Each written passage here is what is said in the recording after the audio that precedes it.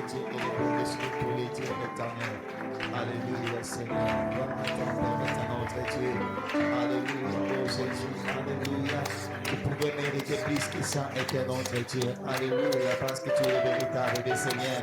Alléluia, oh Yahweh, laisse que nos mains puissent retentir pour ta gloire, oh Père éternel, notre Dieu. Nous t'acclamons, Seigneur. Alléluia, signe, notre Dieu, de notre adoration au Père de gloire ce matin éternel. Parce que nous sommes comptés parmi les vivants aujourd'hui. Et ceux qui peuvent encore, oui, le Seigneur t'est bien fait. Alléluia. Raison pour laquelle, Seigneur, nous sommes là, éternel, avec le soir pour t'acclamer, Seigneur, pour pousser le cri de joie à ta présence, notre Dieu, parce que tu le mérites au Dieu de grâce. Gloire à toi dans nos métiers. Alléluia. Nous venons à toi, Seigneur, pour t'adorer. Nous venons à toi pour t'acclamer. Nous venons à toi, Seigneur, pour répandre nos cœurs, ô Jésus. Alléluia. Alléluia. Alléluia. Gloire et louange à toi, Seigneur Jésus-Christ. Amen. Acclamons le Seigneur.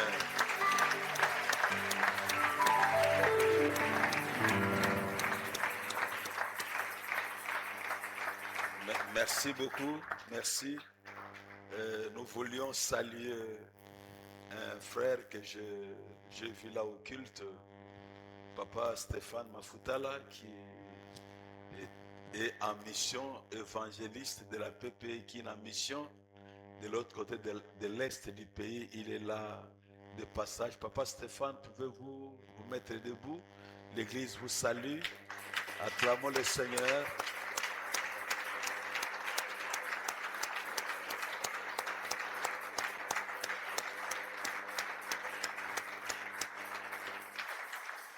Merci beaucoup, papa. Vous êtes les bienvenus chez nous, chez vous.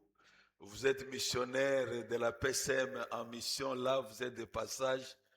Nous sommes contents de vous revoir parmi nous. Soyez bénis. Bien-aimés, nous allons partager la parole de Dieu. Nous remercions la chorale avec ces derniers chants qui nous remet dans le thème, les sous-thèmes du deuxième trimestre.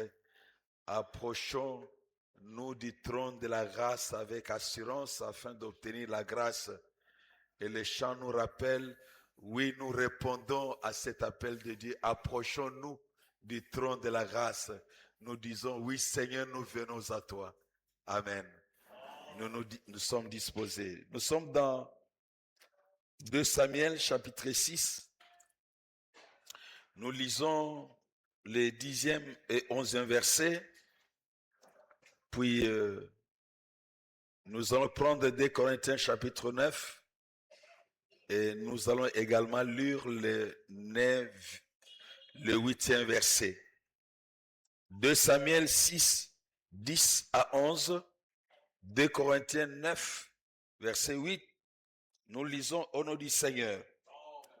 Il ne voulut pas prendre l'arche de l'alliance chez lui dans la cité de David. Il la fit conduire dans la maison d'Obed-Édom de Gath. L'arche de l'Éternel resta 3 mois dans la maison d'Obed-Édom de Gath. Et l'Éternel bénit Obed-Édom et toute sa maison.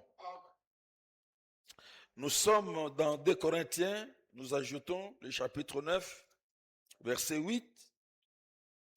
Et Dieu a le pouvoir de vous combler de toutes sortes de grâces, afin que possédant toujours à tous égards de quoi satisfaire tous vos besoins, vous ayez encore en abondance pour toute œuvre bonne. Parole du Seigneur. Amen. Nous reprenons nos places.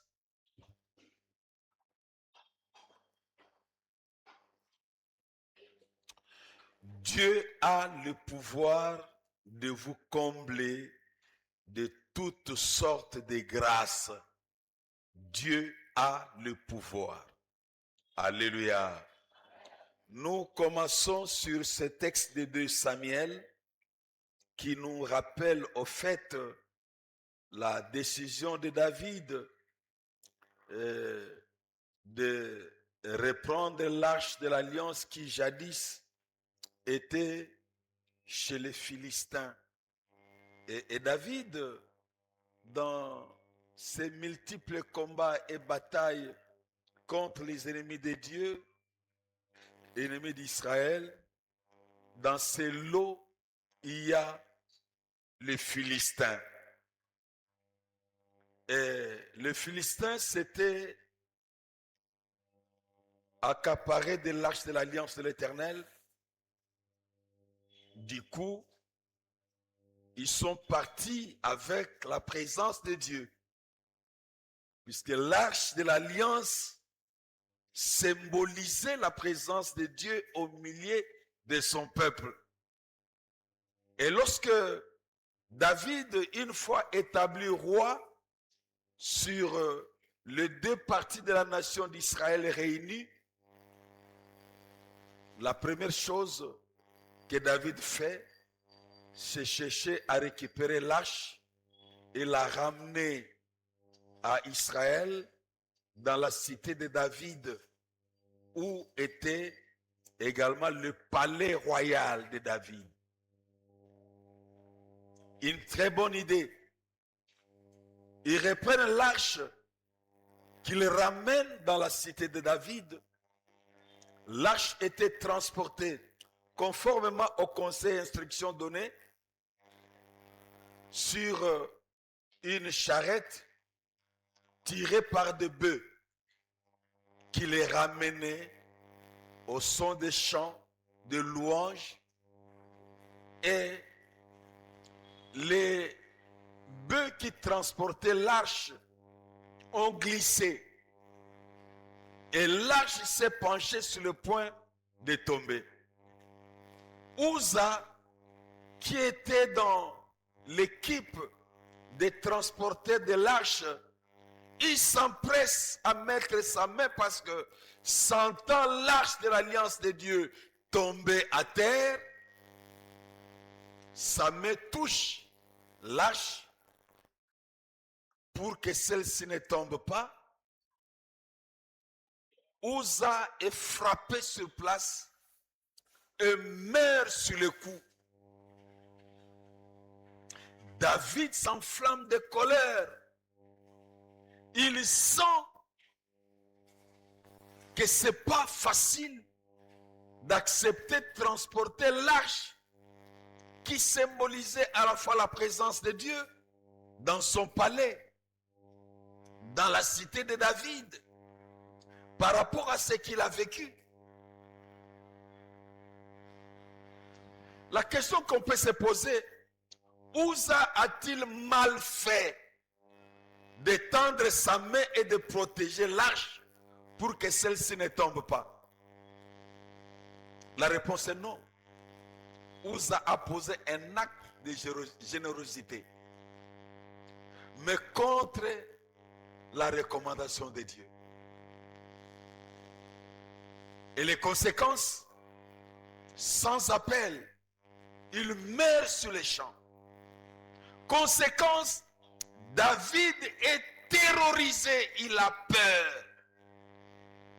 Comment puis-je amener l'arche de l'alliance de Dieu dans ma maison?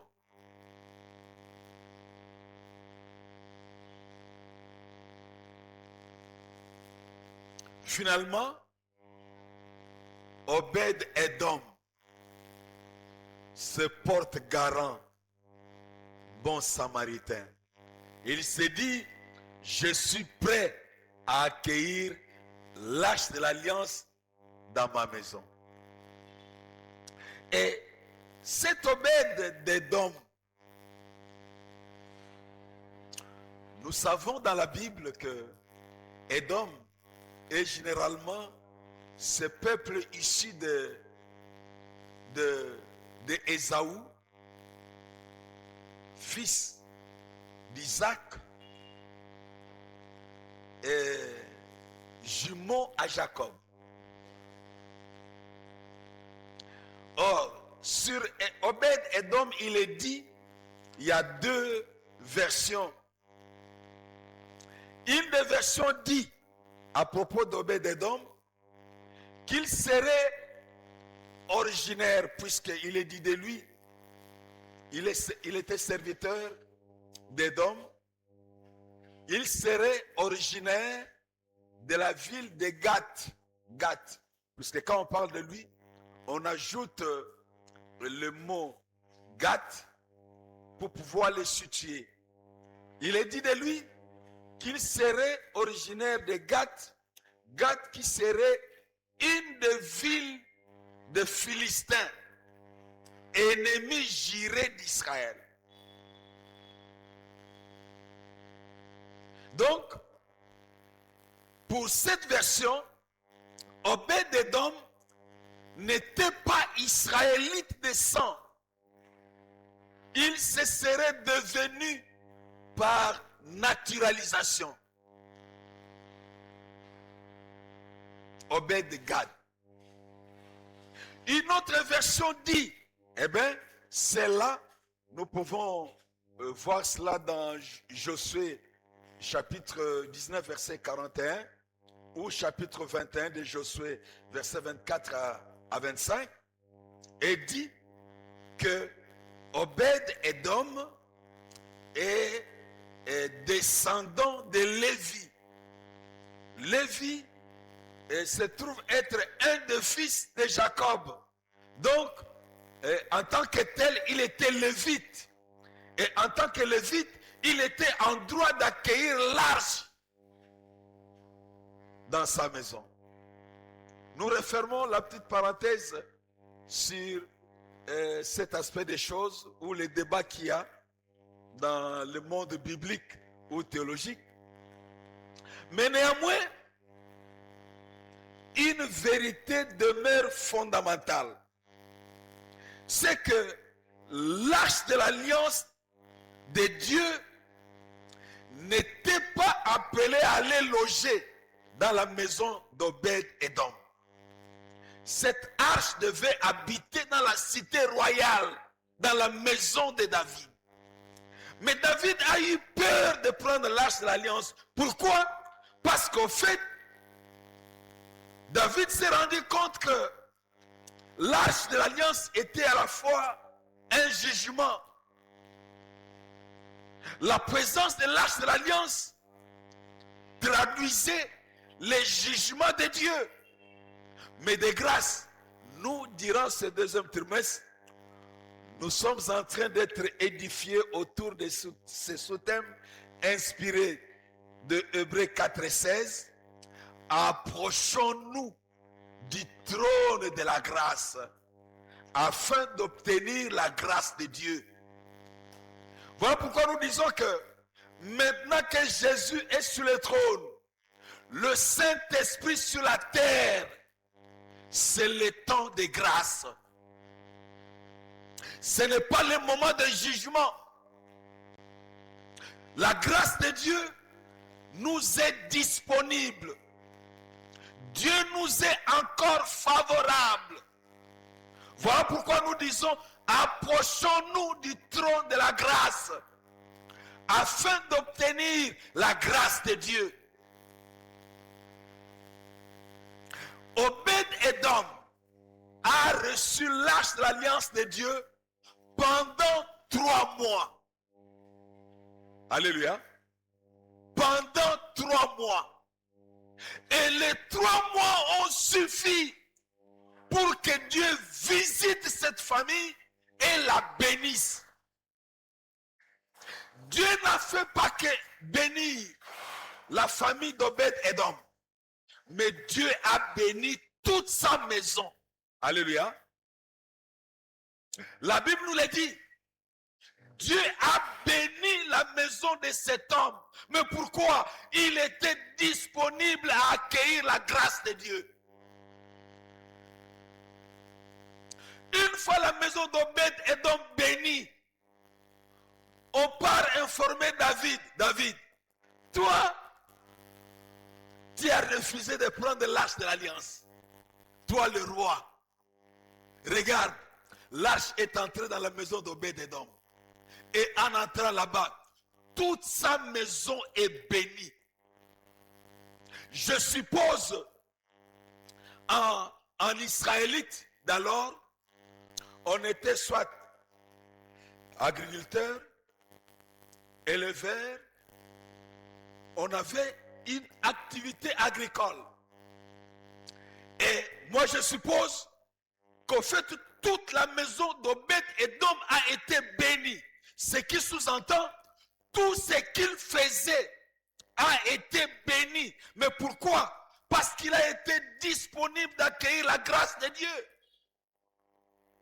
Il n'était pas destiné à accueillir l'âge de l'alliance.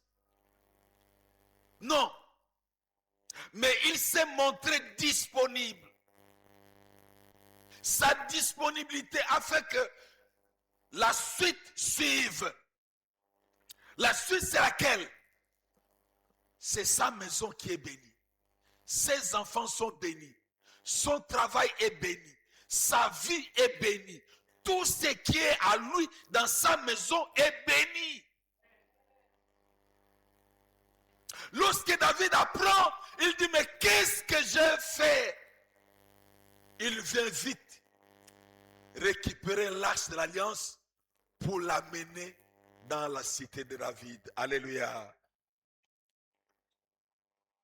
Le Seigneur nous le dit, approchons-nous du trône de la grâce afin d'obtenir la grâce de Dieu. Mais il y a des gens qui ne sont pas disposés à s'approcher du trône de la grâce de Dieu. Il y a des gens qui sont encore là en train de se contenter des petits plaisirs éphémères, alors que la grâce de Dieu est là. Le deuxième texte de 2 Corinthiens que nous avons lu ensemble, 9, 8, écoute ce qu'il dit. Et Dieu a le pouvoir de vous combler de toutes sortes de grâces. Dieu a le pouvoir de vous combler de toutes sortes de grâces. Dieu a le pouvoir de vous combler de toutes sortes de grâces afin que possédant toujours. Et ici, il y a à la fois l'idée sur la continuité. Les grâces de Dieu déversées sur nous ne s'arrêtent pas. Ça s'étend. Ça s'étend. Possédant toujours, possédant à tous égards de quoi satisfaire tous vos besoins, vous ayez encore en abondance. Vous savez, les hommes disent, quand je donne, mes réserves diminuent. Mais la Bible nous révèle ici, nous donnons, mais en donnant, nos réserves ne diminuent pas. Plutôt ça augmente, c'est contradictoire. Sur le plan humain, c'est contradictoire. Mais sur le plan biblique, c'est formidable. C'est là que nous réalisons que les miracles sont ponctuels. Mais la bénédiction de Dieu s'étend. Alléluia. Lorsque nous entrons dans le terrain de Dieu, nous entrons par les miracles. C'est là qu'on réalise, ah mais cet homme était un grand voleur, c'était un grand menteur. Il mentait comme il respire, mais il ne ment plus. C'est que non seulement il ne ment plus, il a quitté le terrain des mensonges pour entrer sur le terrain de la vérité. Et là, il s'étend. Il ne s'arrête pas. Possédant toujours pour l'œuvre de Dieu on a toujours en abondance. Dieu a le pouvoir. Et Jésus va déclarer dans Matthieu 28, 18, tout pouvoir m'a été donné. L'apôtre Paul dit ici, Dieu a le pouvoir. Ça veut dire quoi? C'est que Dieu détient le monopole. Son pouvoir est absolu. C'est-à-dire quoi? Opposable à tous. Le tout pouvoir de Dieu, il n'y a aucun pouvoir qui puisse le résister. Il n'y en a pas. Dieu a le pouvoir. C'est possédant le pouvoir qu'il détient, Jésus va déclarer, tout pouvoir m'a été donné. Et quand est-ce que Jésus déclare tout pouvoir m'a été donné? C'est avant de monter au ciel. Dans Luc 10, 19, Jésus dit, voici je vous ai donné le pouvoir. Alléluia. Dieu dit qu'il a le pouvoir d'ouvrir les ciels et de nous combler. Jésus à ses disciples, il dit, tout pouvoir m'a été donné. Et à vous, chrétiens, et à moi, Jésus nous dit, je vous ai donné le pouvoir. Le pouvoir de Jésus sur nous ne peut fonctionner que lorsque nous et Jésus, nous sommes en intelligence positive. Lorsque nous sommes en communion avec Jésus, nous sommes en relation avec Jésus, le tout pouvoir de Jésus sur nous fonctionne. Alléluia.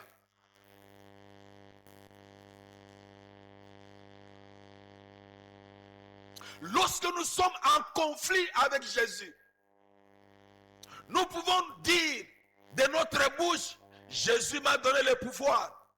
Et même, lorsqu'il faut agir, vous allez reculer. Pourquoi?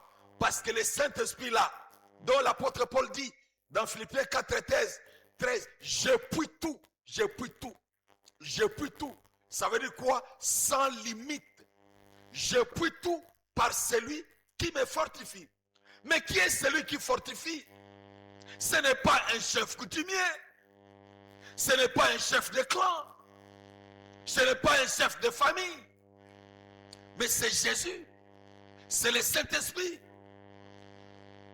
Le Saint-Esprit en nous nous équipe. Ce qui fait que lorsque le Saint-Esprit est pleinement disposé en nous, il nous fait voir ce que tout le monde ne voit pas. Là où tout le monde voit, c'est fini. Aucun espoir. Le Saint-Esprit te dit, il y a une voie d'entrée ici. Et quand il dit, mais moi je vois une voie d'entrée ici. Mais ça se trouve où? Mais le Saint-Esprit te le montre.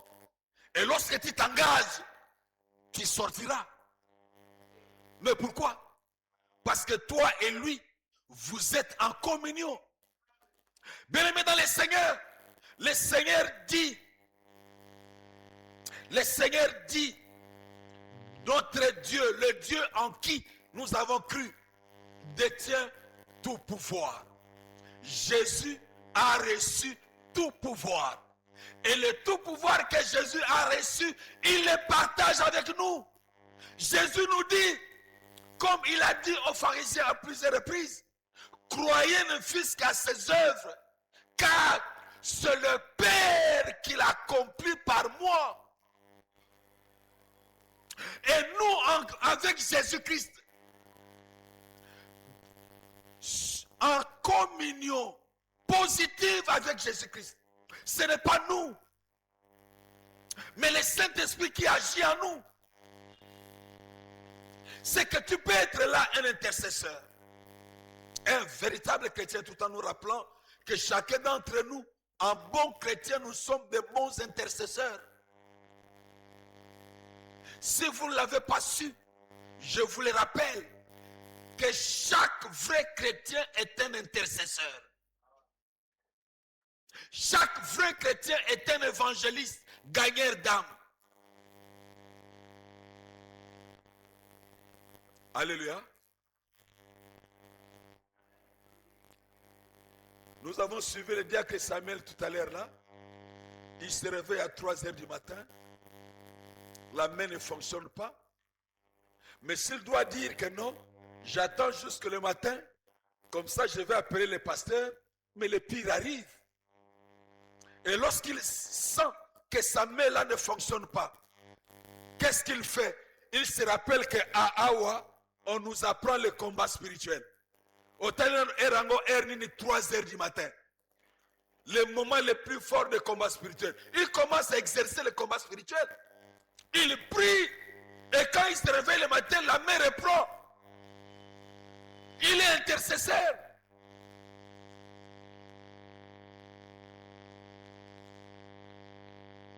Alléluia. Le Seigneur dit, il détient tout pouvoir. Non seulement il détient tout pouvoir, Jésus a reçu tout pouvoir. Jésus ayant reçu tout pouvoir, Jésus t'a donné le même pouvoir. La Bible nous dit dans Romains 8, 11, si l'esprit de celui qui a ramené de la mort à la vie, Jésus, le grand pasteur de brebis, habite en vous, le même esprit ramènera de la mort à la vie tout ce qui est en vous. Le même esprit, le même Saint-Esprit. C'est que lorsque nous sommes sincères, nous sommes corrects, des choses changeront. Le Seigneur dit ici, 2 Corinthiens 8, 9, 8, je m'excuse. Et Dieu a le pouvoir de vous combler de toutes sortes de grâces. De toutes sortes de grâces. Quand vous lisez, toutes les grâces sont plurielles. Toutes sortes de grâces. Et c'est là que nous allons réaliser. Bien-aimés dans le Seigneur, la grâce de Dieu n'a pas de limite. Lorsque la grâce de Dieu descend, même dans la vie de la personne la plus mauvaise, le pécheur avéré, lorsqu'il est touché par la grâce de Dieu, vous pourrez être étonné de voir ce pécheur avéré ne se sent plus, ne se retrouve plus dans la vie de péché. Il ne se retrouve plus.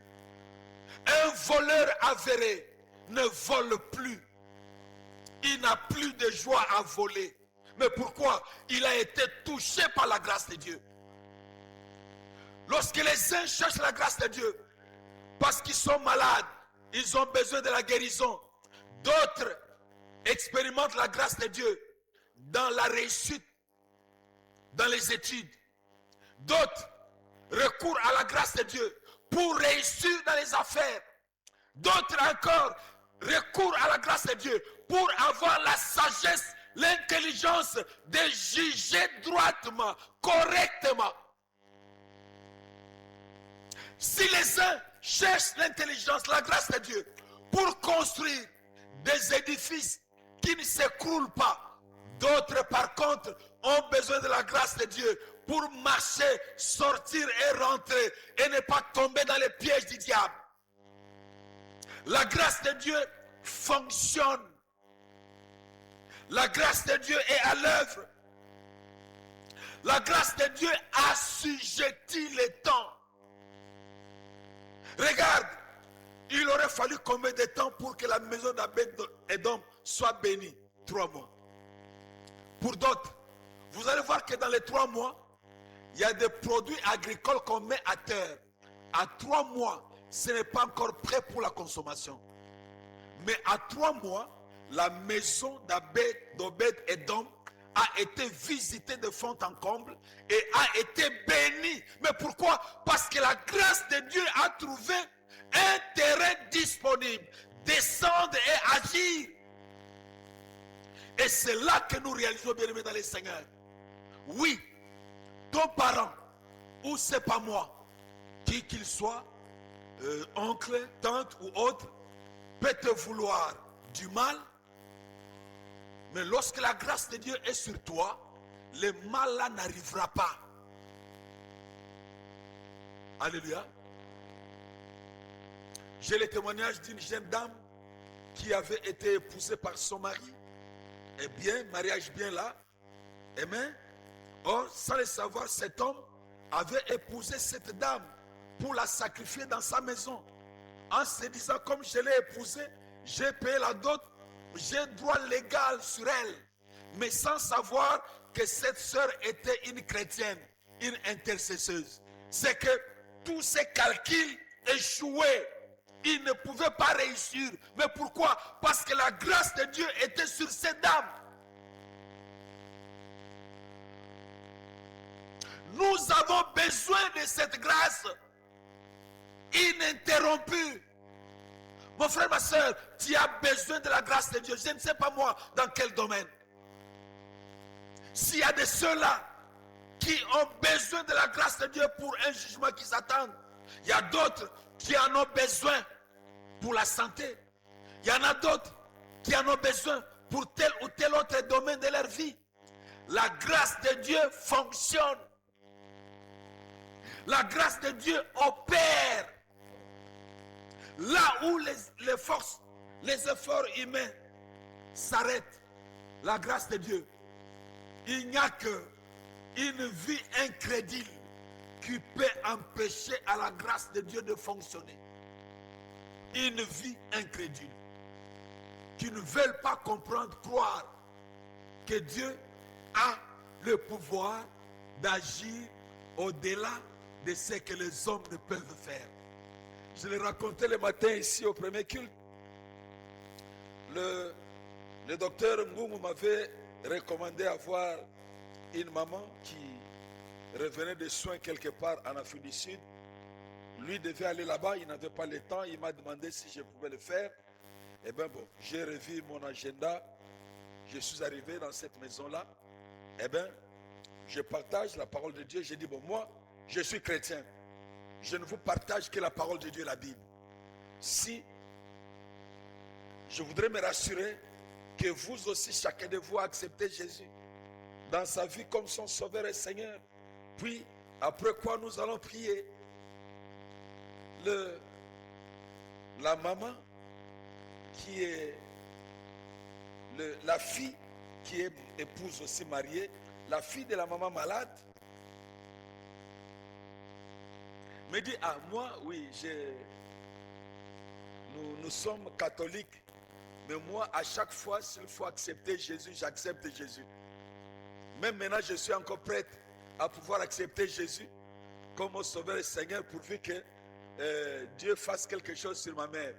Moi, je dis, maman, si vous aviez accepté le vrai Jésus correctement, la seule fois là suffit.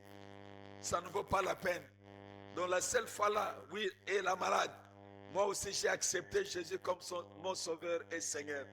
Et la mémé, la maman des malades, oui, moi aussi j'ai accepté, ok, nous allons quand même prier tout en sachant, la Bible nous dit dans le proverbe, si quelqu'un détourne l'oreille pour ne pas écouter la loi, sa prière devient une malédiction sur lui-même. Oh non, moi, j'ai accepté Jésus. Ok, on prie. Nous avons imploré la grâce de Dieu.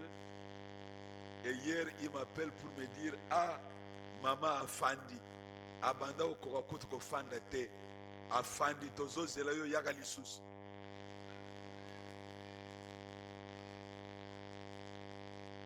La grâce de Dieu opère. Cette maman est revenue du sud où elle a pu passer tout ce qu'elle pouvait passer comme examen, traitement et autres. Mais rien. Elle était toujours transportée, couchée. Mais là, on me dit, elle est assise. Donc maintenant, elle peut s'asseoir sur une chaise, puisque quand j'étais allé prier pour elle, c'était dans sa chambre, elle ne peut même pas sortir. Bien aimé, la grâce de Dieu fonctionne. Et je ne dirais pas que c'est moi, non. C'est Jésus.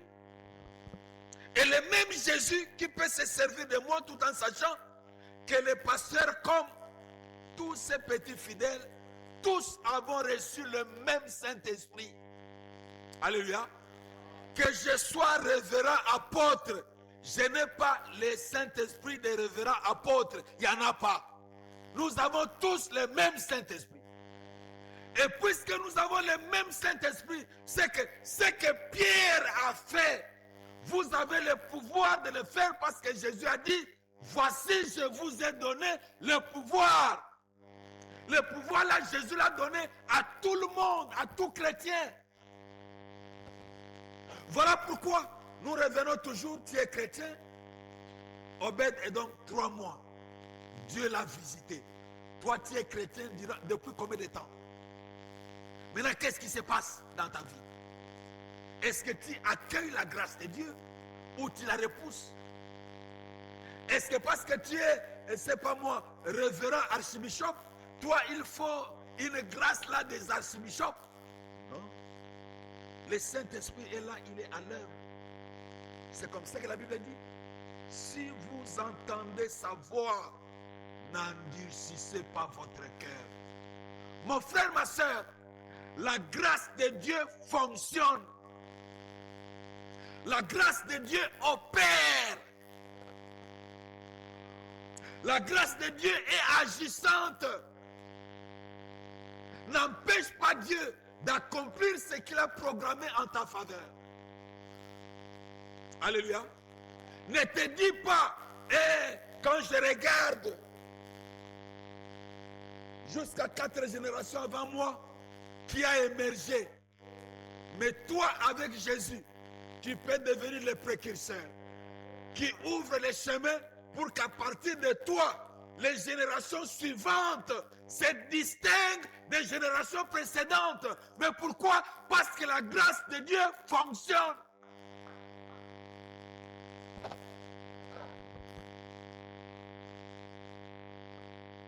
Le Seigneur dit, et Dieu a le pouvoir de vous combler de toutes sortes de grâces.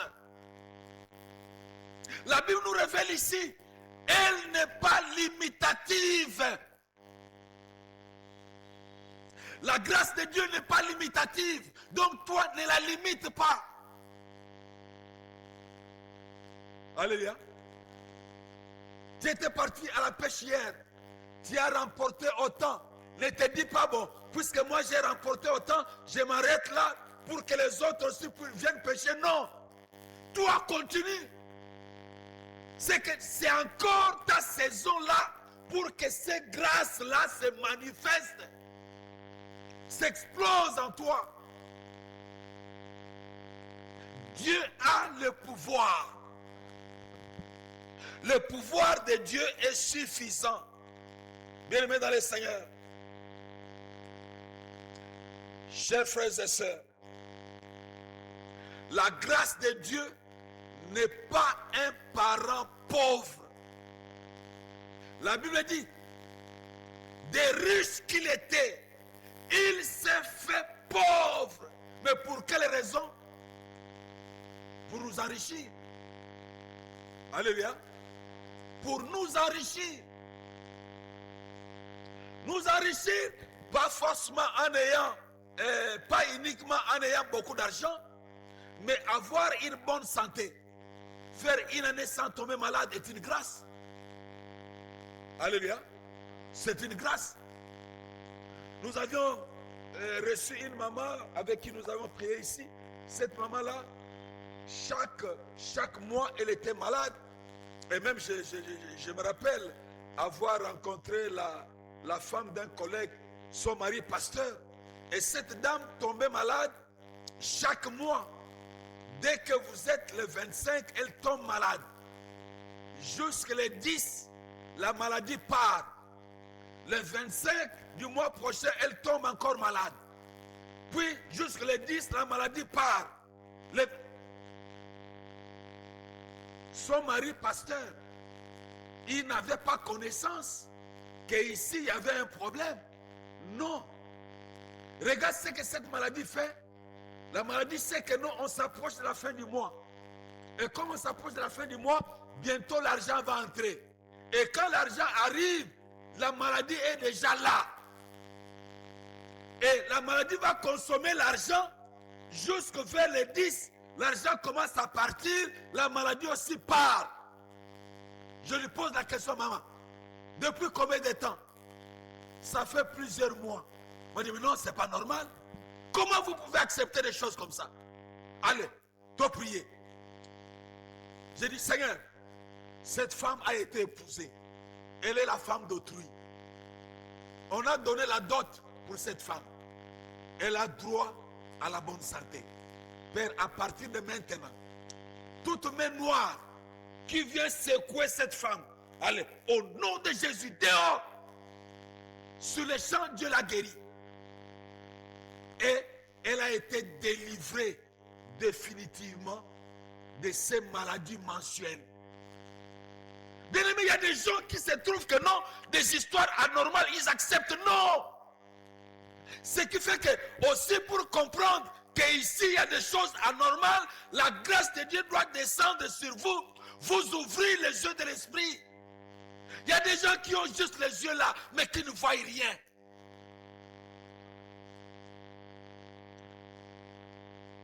Dieu a le pouvoir. Le pouvoir qu'il a de vous combler de toutes sortes de grâces. De nous combler de toutes sortes de grâces. Pour qu'en cela, de multitudes soient sauvées. Au nom de Jésus-Christ. Bien-aimés, l'âge de l'alliance dans la maison d'Obed-Edom n'avait fait que 3 mois. Et les 3 mois-là ont suffi pour faire des choses extraordinaires. De janvier à aujourd'hui, juin, nous sommes à 6 mois. Nous sommes à 6 mois. Qu'est-ce que vous faites de la grâce de Dieu dans votre vie, dans votre foyer, dans votre famille? La Bible nous dit, approchons-nous du trône de la grâce avec assurance, afin d'obtenir la grâce de Dieu. Le trône maintenant là, il est le trône de grâce. Il n'est pas le trône de jugement.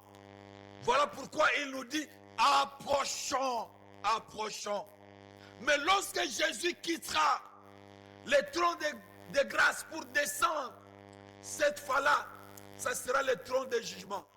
Aucun avocat ne sera à mesure de nous défendre. Il n'y en aura pas. C'est maintenant le temps. C'est maintenant le moment. Que le Seigneur nous aide, bien-aimés, à ne pas lâcher la grâce de Dieu. Qu'elle passe gratuitement. Non. Nous disons, Seigneur, oui. Tu me dis, approche-toi du trône de la grâce. Je m'approche de ton trône. Je m'approche. Mais pourquoi? Afin d'obtenir les grâces. J'ai besoin de la grâce de Dieu dans ma santé.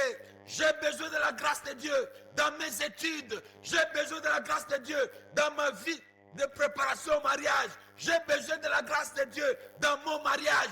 J'ai besoin de la grâce de Dieu sur les études des enfants. J'ai besoin de la grâce de Dieu sur les affaires, sur mes affaires. J'ai besoin de la grâce de Dieu sur toutes mes entreprises que j'entreprends. C'est que aucun domaine de ma vie, je voudrais que ça soit en dehors de la grâce de Dieu. Que le Seigneur bénisse sa parole. Au nom de Jésus. Amen.